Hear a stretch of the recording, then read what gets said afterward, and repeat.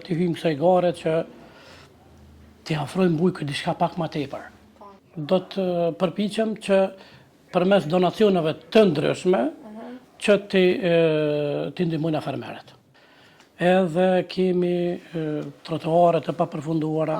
Unë jam për asamble komunale dhe jam tejet i privilegjuar që Bashkimi Demokratik në krye me Ajvaz Berishën më ka dhënë këtë mundësi që të kandidoj për asamble komunale. A ke marrë më herët me politikë, Gjim?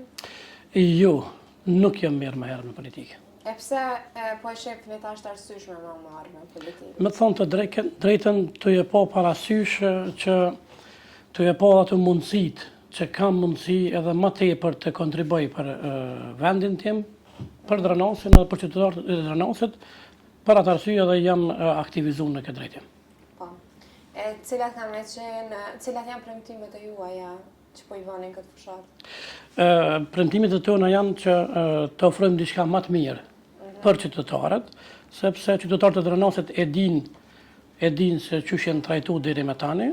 Ne po mundohemi që të jemi sa më afër qytetarëve edhe të përmbushme të kërkesat e tyre që i kanë. Po ju si fermerë, çka premtoni që keni me bo për fermerët? Se ju ja dëni hallin më mirë fermerët. Me të thonë të drejten, kjo është një pikë kryesore që unë jam kyçur në këtë drejtim, se për këtë përbujqësi, sepse duke pa kërkesat që i kanë bujqit, edhe mundësit që i ofron komuna janë pothuajse tepër të vogla, tu i pas mundësi që përmes donatorëve të marrim donacione dhe të mbështetim fermerët, e kom pa në ato të arsyeshme që të aktivizohem këtë drejtim edhe të hyjmë kësaj gare që t'i afrojmë bujkë diçka pak më tepër.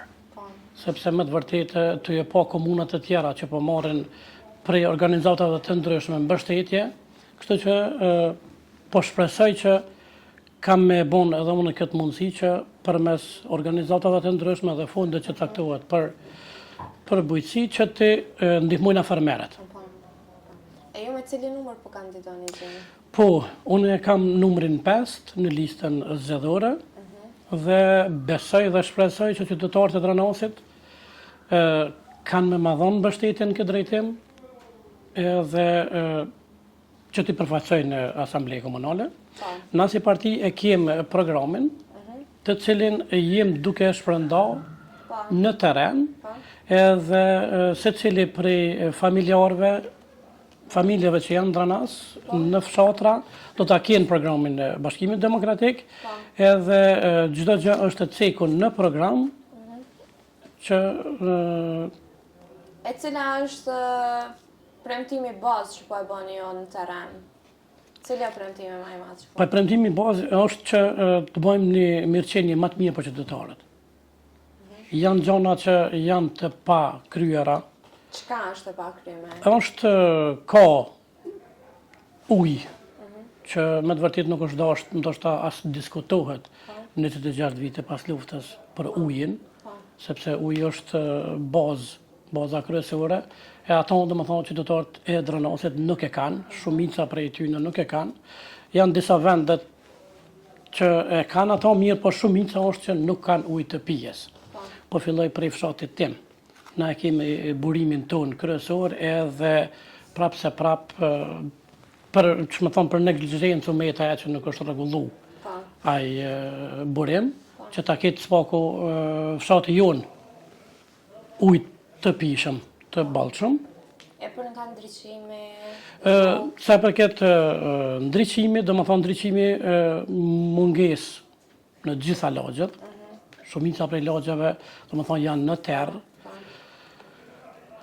Rrugët, duke pa që shumica prej rrugëve nuk janë të përfunduara, të asfaltuara, edhe kemi trotuare të papërfunduara, shumë gjëra që më të vërtetë nuk është dashur me diskutu 26 vjet mas luftës këto gjëra.